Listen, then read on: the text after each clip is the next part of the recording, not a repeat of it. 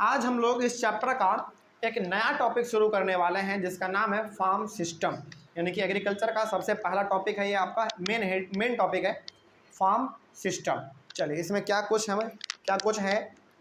नया सीखने को मिल सकता है इसके बारे में जान लेते हैं।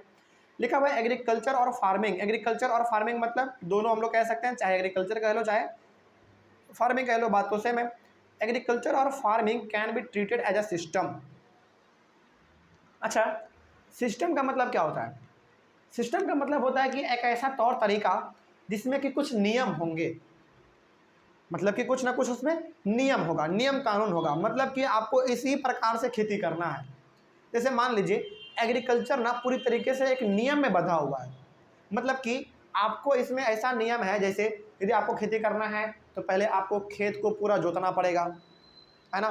जोतने के बाद पूरा मिट्टी को लूज करना पड़ेगा, लूज करने के बाद उसमें आपको खाद छिटना पड़ेगा, खाद छिटने के बाद फिर आपको उसमें फसल लगाना पड़ेगा, फसल लगाने के बाद उसमें पटवन करना पड़ेगा, मतलब कि पानी देना पड़ेगा, है ना। उसके बाद फिर बड़ा हो गया और अनवांटेड प्लांट यानी कि वीड्स यदि कहीं कहीं पे उग गया तो उसको निकालना पड़ेगा उखाड़ के। यानी कि सब क्या है, ये नियम ही तो है, एक सिस्टम ही तो है। तो क्या बिना सिस्टम के एग्रीकल्चर को किया जा सकता है क्या? मतलब कि मान लीजिए कि आपके पास एक बहुत बड़ा ज़मीन है, 4-5 साल से बंजर पड़ा हुआ था और आप उस पर गए फसल को छींट दिए, क्या वो उग जाएगा? कभी नहीं उग सकता है।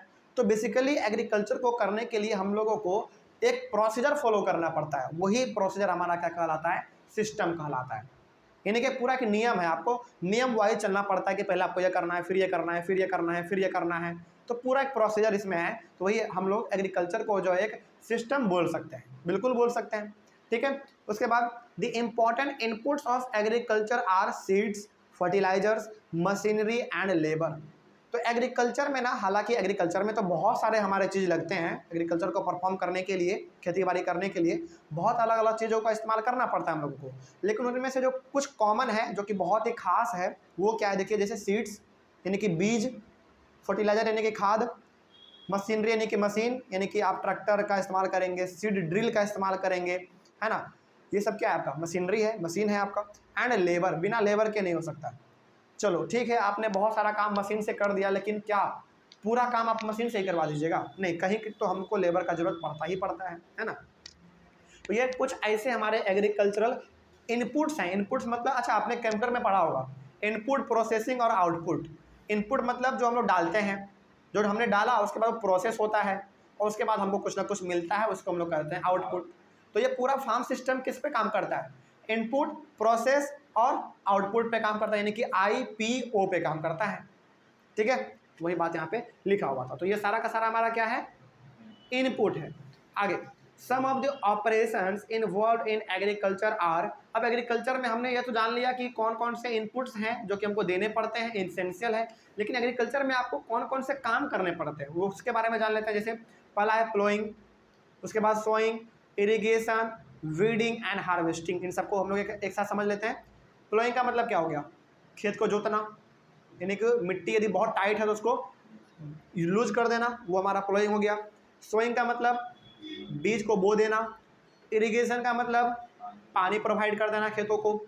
वीडिंग का मतलब अनवांटेड जो हमारे प्लांट उग गए हैं, वीड्स जिसको हम लोग कहते हैं, उसको उखाड़ के बाहर निकाल देना, उसको हम लोग वीडिंग कहते हैं। और हार्वेस्टिंग, हार्वेस्टिंग मतलब फसल पक गया तो उसको काट देना। ये सारा का सारा काम जो है हमारा एग्रीकल्चर में इन्वॉल्व है।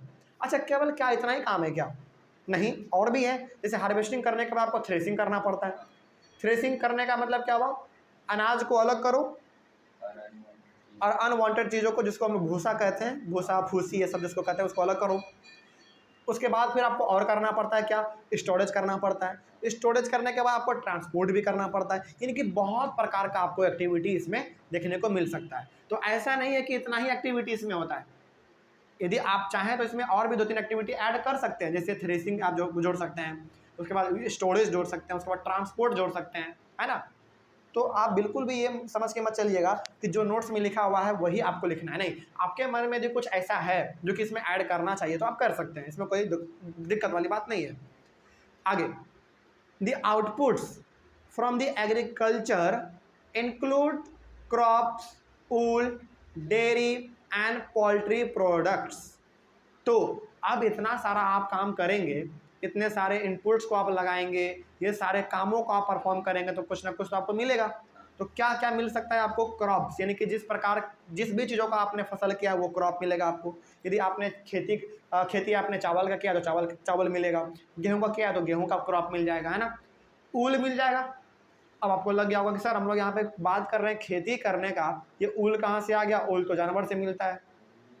हाँ, ऊल भी तो हमारा एक सॉरी जानवरों को पालना भी तो एग्रीकल्चर ही कहलाता है, इसलिए यहाँ पे हमने ऊल लिख दिया है। उसके बाद डेयरी, डेयरी मतलब क्या हो गया?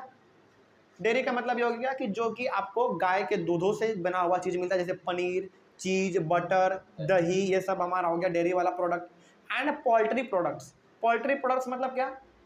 पोल्ट्री प्रोडक्ट्स का मतलब हो गया चिकन, अंडा, उसके बाद फिर आपका मटन, ये सब हो गया आपका पोल्ट्री। तो ये सारा का सारा चीज़ आपको मिलता है एक आउटपुट के तौर पे फार्म सिस्टम से, ठीक है। तो याद रखिएगा हमारा जो फार्म सिस्टम है, यानी कि हमारा जो एग्रीकल्चर है, वो किस बेसिस पे काम करता है? IPO पे, यानी कि इनपुट प्रोसेसिंग और आउटपुट पे काम करता है। बात समझ में आ गया? चलिए आगे बढ़ते हैं। फिर उसके बाद हमारे पास एक नया टॉपिक शुरू होने वाला है, टाइप्स ऑफ फार्मिंग के बारे में, यानी कि भारत में किस किस प्रकार के, यानी कि कितने फार्मिंग के टाइप्स हैं, कितने प्रकार के फार्मिंग है, इसके बारे में बात करेंगे हम लोग अगले वाले क्लास से, ठीक है। चलिए थैंक यू वेरी मच।